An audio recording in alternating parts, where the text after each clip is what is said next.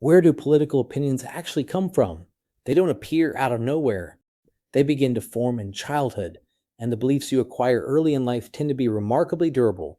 They shift only under significant pressure or major life experience. The process by which individuals absorb the political values, norms, and identities of their environment is called political socialization. The most powerful agent of socialization is the family. Children raised in households with strong partisan identities tend to share those identities into adulthood.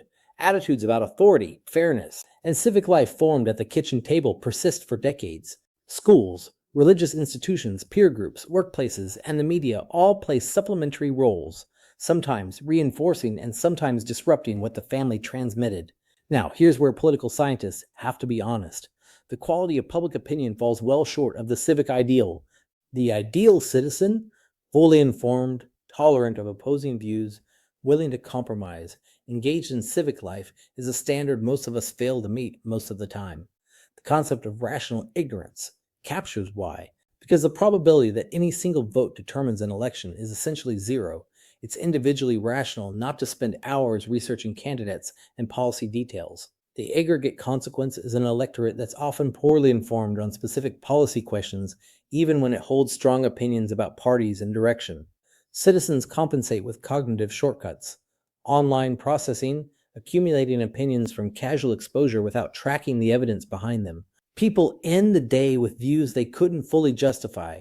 The two-step flow of information. Most citizens take their cues from opinion leaders, people with greater engagement and knowledge who filter information for their social networks. And political parties function as organizational opinion leaders, providing prepackaged positions on complex issues that substitute for individual investigation.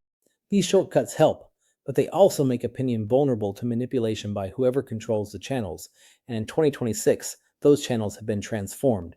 Social media platforms have supplanted traditional mass media as the primary source of political information for many Americans, especially younger ones. These platforms are designed by their algorithms to maximize engagement, meaning they surface content that provokes strong emotion, confirms existing beliefs, and reinforces tribal identity.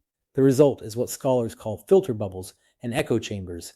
Research by Jonathan Haidt and others has documented heavy social media use correlating with rising political anxiety, effective polarization, dislike of the opposing party as such, and susceptibility to misinformation. The proliferation of AI-generated content has added a new layer to the challenge of maintaining a shared factual foundation for democracy.